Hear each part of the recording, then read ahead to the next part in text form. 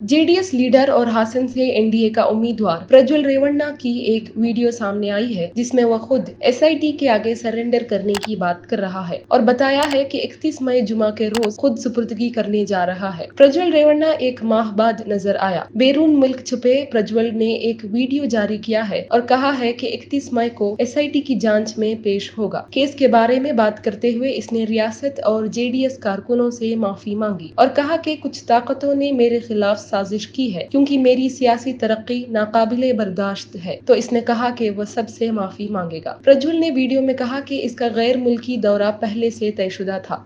मुझे मीडिया और यूट्यूब के जरिए अपनी वीडियोस के बारे में मालूम हुआ। इस मसले को जहन में रखते हुए राहुल गांधी जैसे सभी ने खुले फॉर्मों में मेरे खिलाफ बुहतान तराशी की। प्रज्वल की खवातीन के साथ फहश वीडियोस ने कर्नाटक ही नहीं बल्कि पूरे मुल्क में हंगामा बर्पा कर दिया। इन वीडियोस के मंजर-ए-आम पर आने के बाद हुक्मरान कांग्रेस ने जेडीएस और बीजेपी से सख्त सवालात किए, जिसके बाद जेडीएस ने प्रज्वल को पार्टी से निकाल दिया था।